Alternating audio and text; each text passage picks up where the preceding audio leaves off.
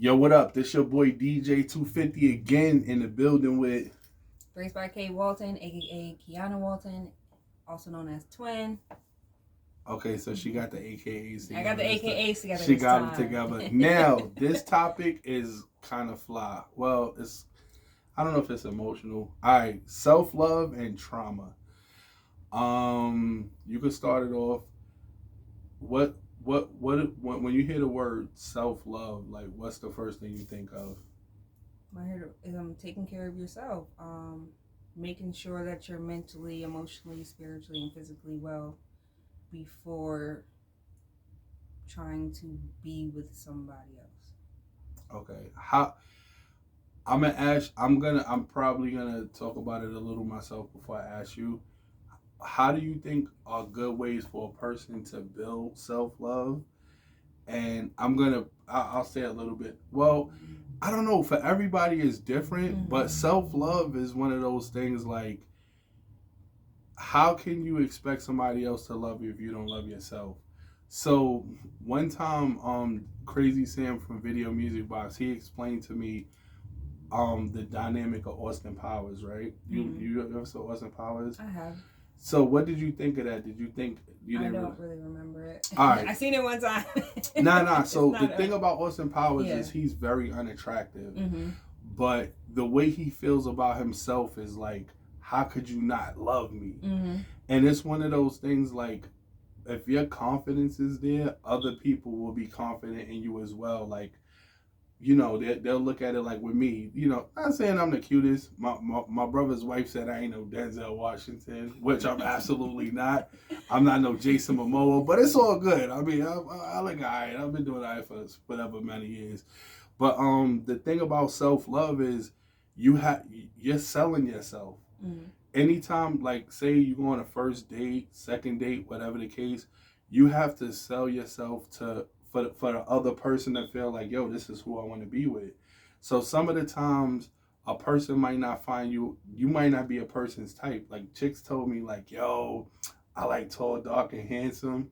I'm the complete opposite. But sometimes you'll still fall for that person because it's like, yo, you got charisma and I like things about you. So like I said, a lot of the times self-love is about you, how you project yourself on other people, and loving yourself, knowing that, hey, this relationship might not work out, but I know how I feel about me. So what's your... I mean, I don't agree with the whole selling yourself to somebody. I feel like that's the reason why relationships don't really work out, because... Word? So you just like totally scrap my whole... I really don't believe that. I feel like when you're trying to sell yourself, you're trying to force something, you're trying to get somebody to believe that you're good enough to be with them. No, that's... Yes. Finish what you gotta say. I feel like that. Yes, it is. Because usually when you go on a first date, it's a representative. It's not the real person. I represent me. I'm not talking about you. I'm talking about period. I'm saying like majority of people, that's how they do. They go. They make you think they're sweet, innocent. Yeah. Unique psychopath. I mean, you might like crazy women. I do. Yeah. You see my kids? Nah.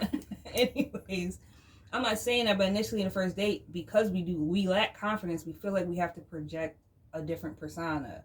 Most people. That's when I say we, I'm just saying majority. I'm not saying me and him or you specifically. I mean, there's a lot of people when they go on dates, they're not even representing themselves to. So they're not being true. They don't show the jealousy and insecurity at first. They make it seem like, nah, I'm good with that. I'm good with this, that.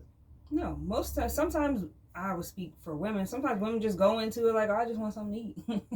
I just want something to eat. I'm gonna play and act like I'm interested in this guy. That's whack. Why? I don't know. That's crazy. You can buy your own and you get stamps too. Like you, a lot of them get stamps. That's what I'm saying. A lot of them is good. So you could get. Yeah. Why do women do that? It's for attention. It's for attention. Women feel like this is the way they're supposed to be. The music, TVs, most of the stuff we learn is not even truly us.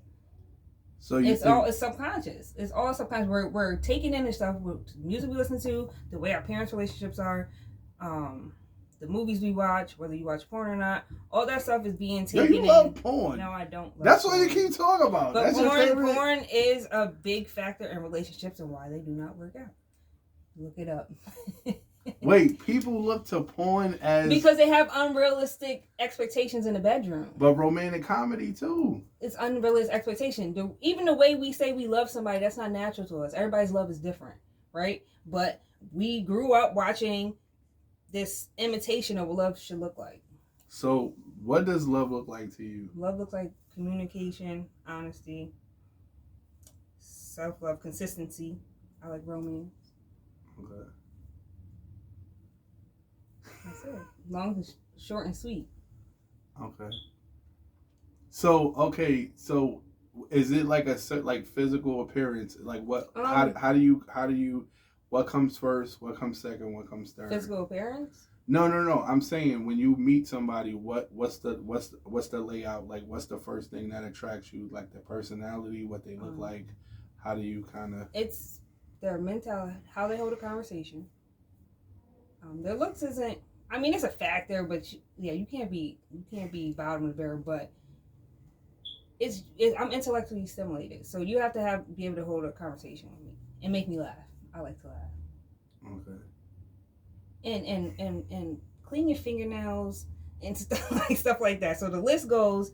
The initial conversation, how you approach me, will let me know if I even want to talk to you. Okay.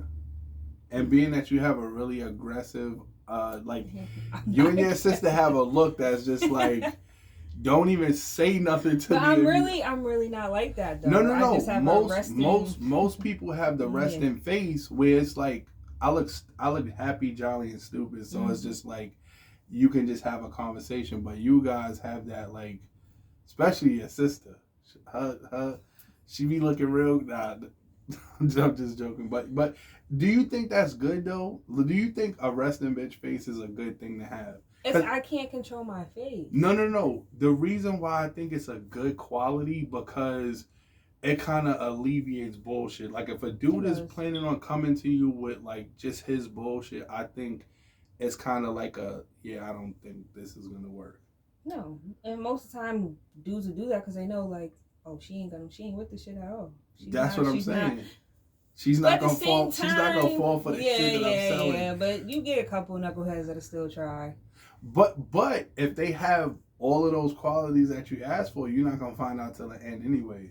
I'm gonna find out when I give you my number and I have a real conversation with you if it's gonna work or not. But they could still get past some of those. Yeah. Because like I said, I don't know your situations, but what I'm saying is I know you've dealt with people that is like, yo, this like you kind of give them a chance and then it's just like, all right, this shit is horrible.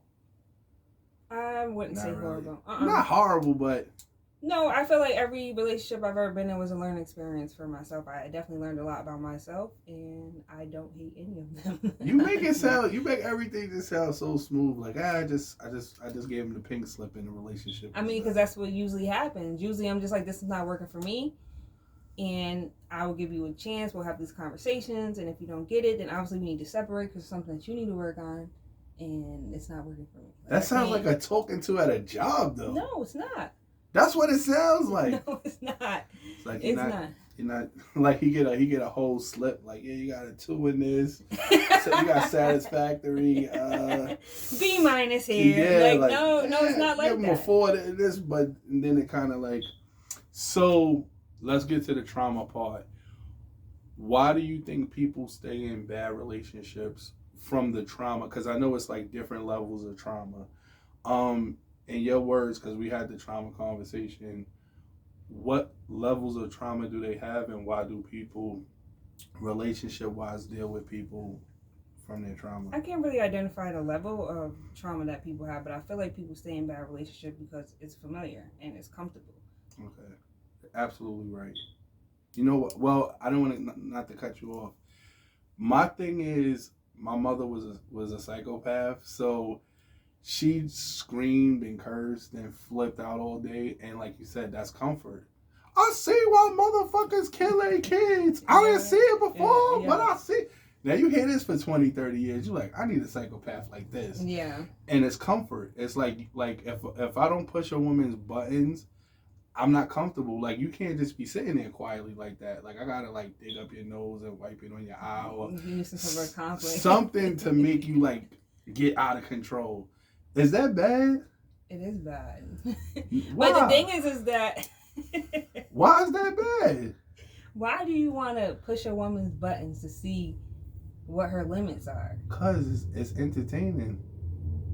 That's not normal. Why? So you couldn't be with a woman that's just chill most of the time? For what? I need like fucking Harley Quinn and the Joker shit. Like we gotta be like shooting shit up and shit gotta be crazy. Is that bad? I think it's bad. But that's a question you have to ask yourself. Because most of the time, like I said, we mimic our parents, their relationships. And if you didn't have a father figure most of the time, you look act very feminine. You think so? Yes. No. Yes. I don't think so. That's like a low vibrational woman. Oh, let me poke her and let me keep poking him to see, because my mom was getting abused and I've been in an abusive relationship, so let me poke him so he gets mad enough to smack me or something. Oh, so you said I act like a chick? I'm not saying that. Oh, so that's what I'm not saying that you act like this as feminine. But you're saying so what you're saying is that chicks do stuff like that because they want the attention? So I'm seeking attention? That's what you're telling me? Yeah, you need attention. There's nothing wrong. Why do you dislike me? Because you're trying to play me. I'm not trying to play you. I'm just being honest. I'm getting my life together. I mean, it's a work in progress. We all have our thing. You're right. I never see it like that. But anyway, back to the trauma of other people. Not my trauma. Well, I was just going based off the story you told me. Okay. So, yeah. So being that you made that perfect example, what's some other trauma that people deal with of why they deal with these people in these situations?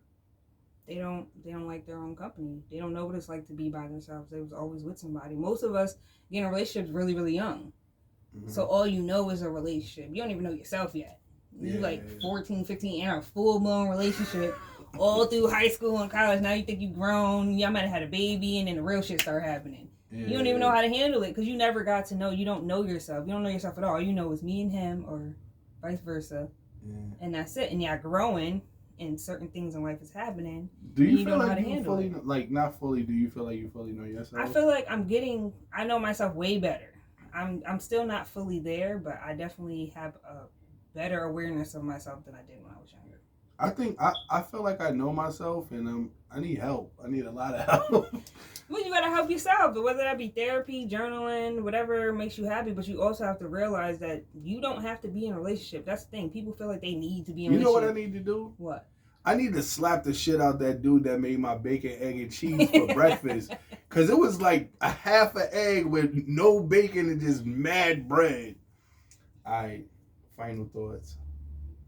Final thoughts is learn yourself. And that would be having to cut off anything that's triggering you. And then first of all, you got to figure out what your triggers are. Then you have to figure out why it is you are triggered by this. And then once you figure that out, you have to learn to better maneuver around your triggers so that it's not catastrophic in your life. Because most of us, somebody does something to us, you fucking shit up. You fucking it up. Oh, fuck her, fuck him, you want to fight, you throwing rocks in people's windows and all this other stuff. You did that? No. Yes, never? No. I don't even argue outside. I don't get that wrapped up, man. I don't do that. But you said you like crazy, so I don't know what level of crazy you No, like. I said I don't get crazy. They get crazy. So they be breaking shit up. I haven't had maybe younger, my first love relationship, but other than that, I never had that issue. That's beautiful. She's doing better than the rest of us. No, I'm not. she's doing way better than the rest of us. I